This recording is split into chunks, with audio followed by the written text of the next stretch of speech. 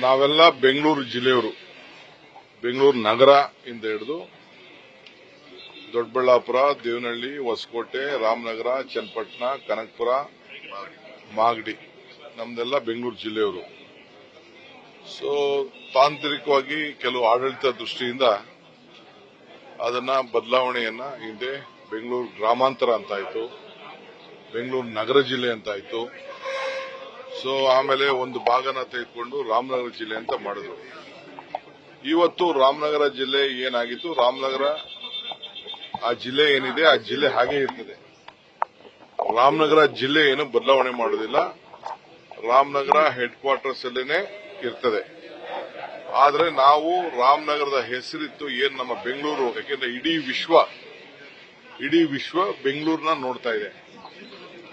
ಅಮೆರಿಕಾಗ ಹೋದ್ರೆ ಯಾರು ನಾವು ಅಮೆರಿಕದಲ್ಲಿ ಇದ್ದೀವಿ ಅಂತ ಹೇಳ್ತಾರೆ, ಯುಕೆಗೆ ಹೋದ್ರೆ ನಾವು ಯುರೋಪ್ ಅಲ್ಲಿ ಇದ್ದೀವಿ ಅಂತ ಹೇಳ್ತಾರೆ.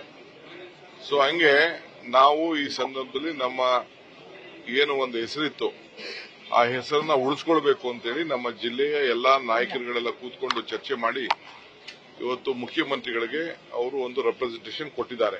ನನ್ನ ಮುಖಂಡತ್ವದಲ್ಲಿ ಹೋಗಿ ರೆಪ್ರೆಸೆಂಟೇಷನ್ ನಮ್ಮ ರಾಮನಗರದ, ಚನ್ನಪಟ್ಟಣ, ಮಾಗಡಿ, ಕನಕಪುರದವರು ಎಲ್ಲ ಸೇರಿ ಕೊಟ್ಟಿದ್ದಾರೆ.